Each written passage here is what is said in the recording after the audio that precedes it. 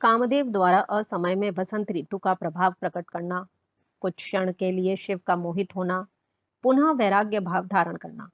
ब्रह्मा जी बोले, शिव जी की माया से मोहित होकर वह महाभिमानी तथा मोह उत्पन्न करने वाला काम शिव जी के समीप जाकर वसंत ऋतु के गुण धर्म को फैलाता हुआ वहां स्थित हो गया।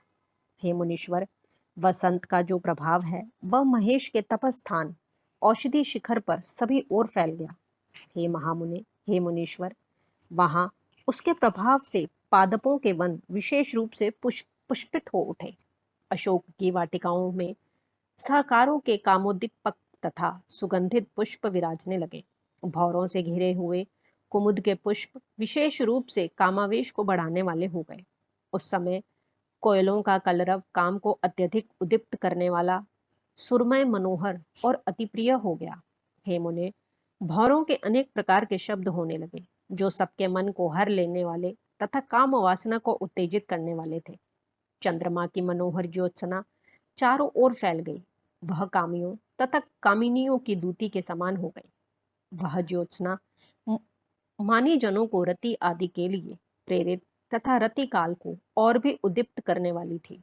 हे साधो, उस समय विरही जन के लिए अप्रिय सुखकारी वायु बहने लगी। इस प्रकार कामावेश को बढ़ाने वाला वह वसंत का विस्तार वहां वन में रहने वाले मुनियों के लिए भी अत्यंत असहाय हो गया। हे मुने, उस समय जड़ पदार्थों में भी जब काम का संचार होने लगा, तब सचेतन प्राणियों की कथा का किस प्रकार वर्णन किया जाए। इस प्रकार सभी प्राणियों के लिए काम को उद्दीप्त करने वाले उस वसंत ने अपना अत्यंत दुस्सह प्रभाव उत्पन्न किया। हे तात, तब अपनी लीला के लिए शरीर धारण करने वाले प्रभु शंकर ने असमय में उस वसंत के प्रभाव को देखकर इसे महान आश्चर्य समझा। इसके बाद लीला करने वाले तथा दुख हरण करने वाले परम संयमी प्रभु शिव परम दुष्कर तपस्या करने लगे।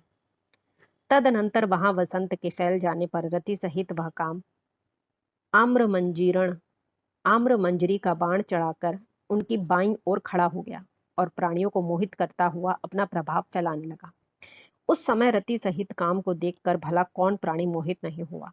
इस प्रकार उनके काम क्रीड़ा में प्रवृत्त हो जाने पर श्रृंगार भी हाव भाव से युक्त होकर अपने गणों के साथ शिवजी के समीप पहुंचा।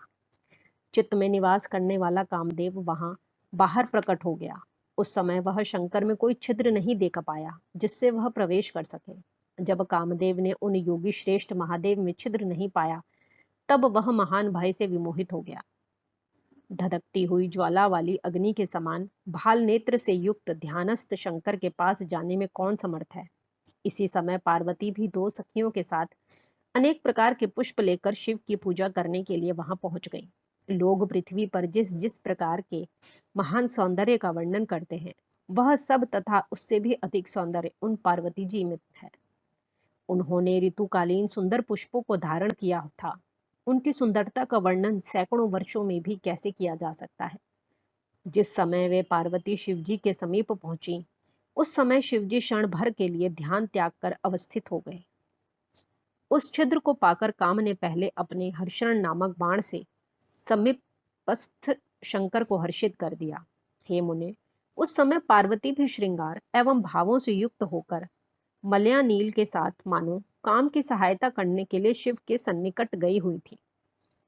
उसी समय कामदेव ने शूलधारी शिव को पार्वती में रुचि उत्पन्न करने के लिए अपना धनुष खींचकर शीघ्र ही बड़ी सावधानी से उन पर पुष्प बाण छोड़ा। जिस प्रकार पार्वती नित्य निरंतर शिवजी के पास आती थीं, उसी प्रकार आकर उन्हें प्रणाम करके उनकी पूजा कर वे उनके सामने खड़ी हो गई। उस समय प्रभु शंकर ने स्त्री स्वभाववश लज्जा के कारण अपने अंगों को ढकती हुई उन पार्वती को वहां देखा। हे मुने, पूर्व समय में पार्वती को ब्रह्मा के द्वारा दिए गए वरदान का भली भांति स्मरण करके प्रभु शिव भी प्रसन्नता पूर्वक उनके अंगों का वर्णन करने लगे।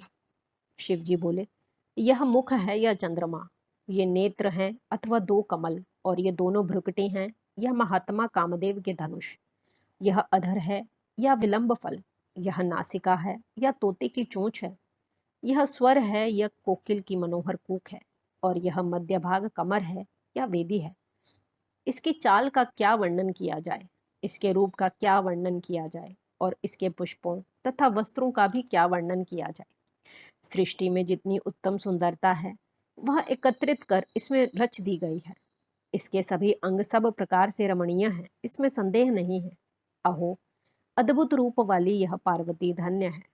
तीनों लोकों में इसके समान सुंदर रूप वाली कोई भी स्त्री नहीं है। अद्भुत अंगों को धारण करने वाली यह लावण्य की निधि है। यह मुनियों को भी मोहने वाली तथा महासुख को बढ़ाने वाली है। ब्रह्मा जी बोले। इस प्रकार बार बार उनके अंगों का वर्णन करके शिव जी ब्रह्मा को दिए गए वरदान का स्मरण कर मौन हो गए।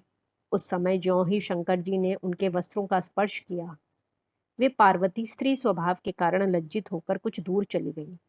हे मुने, अपने अंगों को छिपाती हुई तथा तीक्ष्ण कटाक्षों से बार बार शिवजी की ओर देखती हुई वे शिवा महामोद के कारण मुस्कुराने लगी। उनकी इस चेष्टा को देखकर शंकर जी मोह में पड़ गए और तब महान लीला करने वाले महेश्वर ने यह वचन कहा, जब इसके दर्शन मात्र से इतना अधिक आनंद प्राप्त हो रहा है, तब यदि मैं इसका सामीप्य प्राप्त करूं तो कितना सुख प्राप्त होगा। इस प्रकार क्षण भर विचार कर गिरिजा की प्रशंसा करके वे महायोगी बोध युक्त हुए और विरक्त हो बोले, यह कैसा विचित्र चरित्र हो गया। क्या मैं मोह को प्राप्त हो गया? प्रभु तथा ईश्वर होकर भी काम के कारण मैं विकार युक्त हो गया। मैं ईश्वर हूं और यदि दूसरे के अंग स्पर्श की मेरी यह इच्छा है तो अन्य अक्षम तथा शुद्र पुरुष क्या क्या अनर्थ नहीं करेगा। इस प्रकार वैराग्य भाव को प्राप्त कर उन सर्वात्मा ने पर्यंक एवं आसन का परित्याग कर दिया, क्योंकि क्या परमेश्वर पतित हो सकता है। इस प्रकार श्री शिव महापुराण के अंतर्गत द्वितीय रुद्र संहिता के तृतीय पार्वती खंड में कामकृत विकार वर्णन नामक 18वां अध्याय पूर्ण हुआ।